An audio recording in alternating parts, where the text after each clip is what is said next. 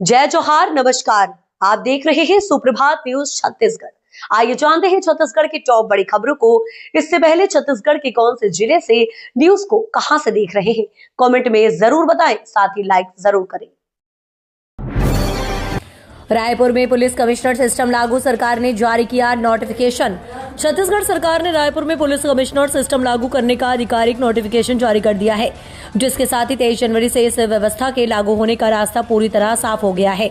Notification के अनुसार रायपुर जिले को 2 हिस्सों, शहर और ग्रामीण में विभाजित किया गया है।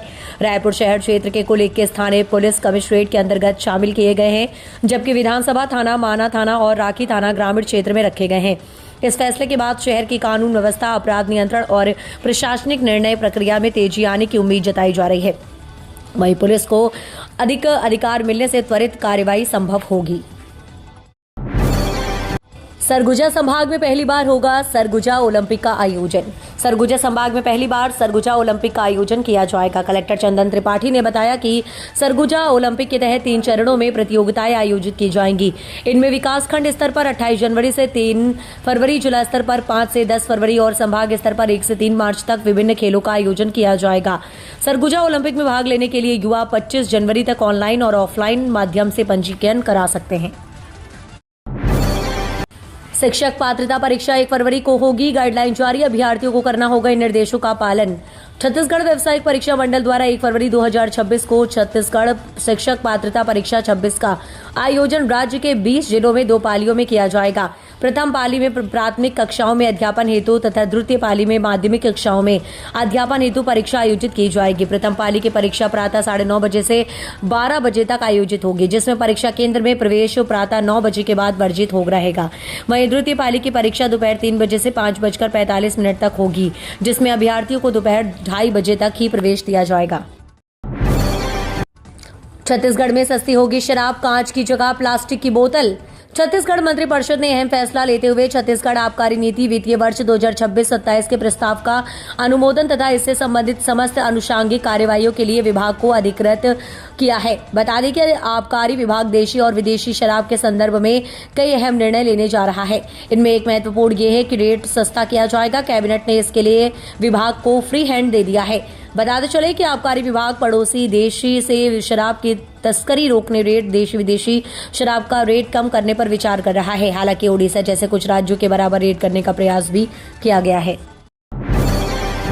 अंबिकापुर के गांधी चौक से रेलवे स्टेशन तक की सड़क होगी 4 लेन। शहर के सबसे व्यस्त मार्ग गांधी चौक रेलवे स्टेशन रोड को 4 लेन बनाने की मंजूरी मिल गई है। इस परियोजना के लिए राज्य सरकार ने 61.34 करोड़ रुपए की प्रशासनिक स्वीकृति दे दी है।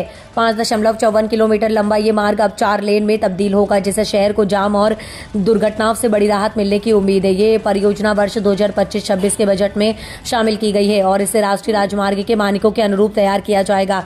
लोक निर्माण विभाग के अनुसार ये कार्य वन टाइम इम्प्रूवमेंट योजना का हिस्सा है। रायपुर में राज्यपाल, बिलासपुर में सीएम साय फहराएंगे तिरंगा, साव बस्तर और विजय शर्मा सरगुजा में रहेंगे। छत्तीसगढ़ में गणतंत्र दिवस को उत्साह से मनाने की तैयारी अंतिम चरण में है। रायपुर के पुलिस परेड ग्राउंड में 26 जनवरी को राज्यपाल ग्रामीण डे का तिरंगा फहराएंगे। मुख्यमंत्री विष्णुदेव साय बिलासपुर जिला मुख्यालय में ध्वजारोहण कर परेड की सलामी लेंगे। सीएम साय प्रदेश के दूसरे सीएम होंगे जो बिलासपुर के पुलिस मैदान में राष्ट्रीय ध्वज फहराएंगे और परेड की सलामी लेंगे। छत्तीसगढ़ राज्य निर्माण के बाद छत्तीसगढ़ के पहले सीएम अजीत जोगी साल 2001 से लेकर 2003 तक गणतंत्र दिवस पर बिलासपुर में ही राष्ट्रीय ध्वज फहराते रहे। छत्तीसगढ़ में 5वीं 8वीं की परीक्षाएं, बोर्ड पैटर्न पर वार्षिक परीक्षाओं की समय सारणी जारी। छत्तीसगढ़ में प्राथमिक और माध्यमिक स्तर की शिक्षा व्यवस्था में इस वर्ष एक बड़ा बदलाव देखने को मिलेगा। लोक शिक्षा संचालनालय ने कक्षा 5वीं और 8वीं की वार्षिक परीक्षाओं की समय सारणी जारी कर दी है। निर्धारित कार्यक्रम के अनुसार कक्षा 5वीं की वार्षिक परीक्षा 16 मार्च से शुरू होगी और कक्षा 8वीं की परीक्षा 17 मार्च से सुबह 9 बजे से प्रारंभ होगी। ये व्यवस्था केवल राज्य के शासकीय अनुदान प्राप्त एवं मान्यता प्राप्त स्कूलों के लिए लागू होगी। सीबीएसई और आईसीएसई बोर्ड से संबंधित स्कूलों के छात्र इन परीक्षाओं में शामिल नहीं होंगे। सड़क सुरक्षा समिति की बैठक में कड़े फैसले, हेलमेट और सीट बेल्ट अनिवार्य। राजनांदगांव जिले में सड़क दुर्घटनाओं को रोकने और नागरिकों की सड़क सुरक्षा सुनिश्चित करने के लिए जिला सड़क सुरक्षा समिति की बैठक में कई महत्वपूर्ण निर्णय लिए गए हैं। कलेक्टर इंद्रजीत सिंह चंद्रवाल की अध्यक्षता में हुई इस बैठक में प्रशासन ने सड़क सुरक्षा को लेकर सख्त रुख अपनाया है। सभी शासकीय विभागों के प्रमुखों को निर्देश दिया गया है कि 2 पहिया वाहन चालकों को हेलमेट और 4 पहिया वाहन चालकों को सीट बेल्ट पहनना अनिवार्य होगा। छत्तीसगढ़ में एसआईआर को लेकर बड़ा अपडेट, दावा आपत्ति की समय सीमा बढ़ाने की तैयारी। छत्तीसगढ़ में चल रही मतदाता सूची की विशेष गहन पुनरीक्षण यानी एसआईआर प्रक्रिया को लेकर बड़ा प्रशासनिक फैसला जल्द सामने आ सकता है। राज्य निर्वाचन आयोग ने दावा आपत्ति की मौजूदा समय सीमा को 1 सप्ताह बढ़ाने का प्रस्ताव केंद्रीय निर्वाचन आयोग को भेजा है। अब केंद्रीय स्तर से मंजूरी मिलने के बाद इस पर आधिकारिक घोषणा किए जाने की संभावना है। दरअसल एसआईआर प्रक्रिया के दौरान बड़ी ही संख्या में ऐसे मतदाता सामने आए हैं जिनका सत्यापन तय समय में पूरा नहीं हो पाया। विधानसभा अध्यक्ष डॉक्टर रमन सिंह ने सीएम साय को लिखा पत्र, मृत्यु उपरांत अंगदान करने वालों को राजकीय सम्मान दिए जाने की मांग। छत्तीसगढ़ विधानसभा अध्यक्ष डॉक्टर रमन सिंह ने राज्य में अंगदान को प्रोत्साहन देने की दिशा में एक महत्वपूर्ण और मानवीय पहल करते हुए मुख्यमंत्री विष्णुदेव साय को पत्र लिखकर यह आग्रह किया है कि मृत्यु उपरांत अंगदान करने वाले व्यक्तियों को राजकीय सम्मान प्रदान करने की नीति पर गंभीरता से विचार किए गए हैं। धान खरीदी में लापरवाही पर बड़ी कार्रवाई, सरकार ने खाद्य अधिकारी को दिया निलंबित। छत्तीसगढ़ के मुंगेली जिले में धान खरीदी व्यवस्था में गंभीर लापरवाही के मामले में राज्य शासन ने बड़ी कार्रवाई की। खाद्य अधिकारी गुलेश डरसेना को छत्तीसगढ़ सिविल सेवा नियमों के उल्लंघन का दोषी मानते हुए निलंबित कर दिया गया। आदेश के अनुसार खाद्य अधिकारी ने धान खरीदी केंद्रों की व्यवस्था पर समुचित ध्यान नहीं दिया। धान खरीदी में मिलरों द्वारा किए जा रहे उठाव की प्रभावी निगरानी नहीं की गई। इसका आदेश खाद्य नागरिक आपूर्ति एवं उपभोक्ता संरक्षण विभाग ने जारी किया। छत्तीसगढ़ के जिले में बच्चों को मिलेगा किताबों का खजाना, हो रही मिनी लाइब्रेरी की स्थापना।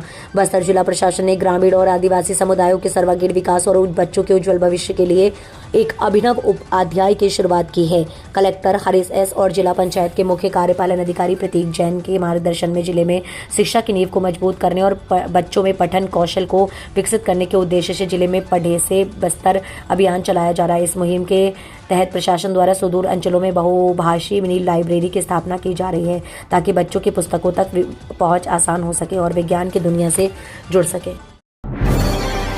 बल्ले बल्ले जिले में 3 सरकारी छुट्टियों का ऐलान, इन दिनों बंद रहेंगे सभी कार्यालय। छत्तीसगढ़ के बालोदाबाजार भाटापारा जिले के निवासी और सरकारी कर्मचारियों के लिए बड़ी खुशखबरी है। राज्य सरकार द्वारा वर्ष 2026 की अवकाश सूची जारी किए जाने के बाद जिलों को स्थानीय आवश्यकताओं के अनुसार अवकाश घोषित करने की अनुमति दी गई है। जारी आदेश के अनुसार 29 सितंबर 2026 को अनंत चतुर्दशी, 19 अक्टूबर 2026 को दशहरा के अवसर पर महाअष्टमी तथा 10 दिसंबर 2026 को वीर नारायण सिंह के शहादत दिवस पर जिले में स्थानीय अवकाश रहेगा। इसी अधिकार का उपयोग करते हुए बालोदाबाजार भाटापारा जिला प्रशासन ने 3 स्थानीय अवकाश घोषित किए हैं।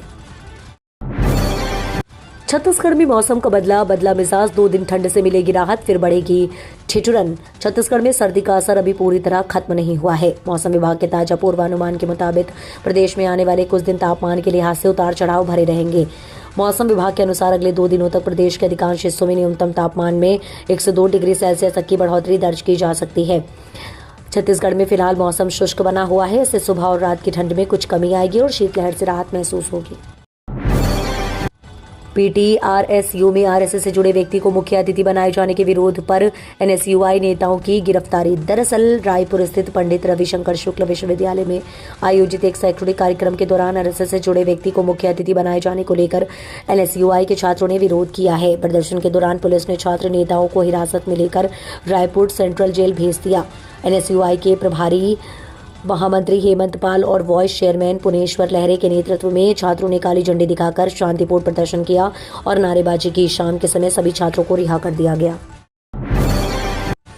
सांसद बोली, हाथी प्रभावित क्षेत्रों में सोलर लाइट लगाई जाएगी। कोरबा में जिला विकास समन्वय और निगरानी समिति की बैठक लोकसभा सांसद ज्योतिष्णा चरणदास महंत की अध्यक्षता में कलेक्ट्रेट सभा कक्ष में आयोजित की गई है। बैठक में सांसद ने हाथी प्रभावित इलाकों में आमजनों की सुरक्षा को देखते हुए आवश्यक स्थानों पर सोलर हाई मास्ट लाइट लगाने के निर्देश दिए। सांसद ज्योतिष्णा महंत ने मेडिकल कॉलेज जिला अस्पताल में मरीजों को पर्याप्त सुविधाएं उपलब्ध कराने, सभी स्वास्थ्य केंद्रों में चिकित्सकों स्टाफ की नियुक्ति, आवश्यक उपकरण और दवाइयों की उपलब्धता सुनिश्चित करने के निर्देश दिए गए।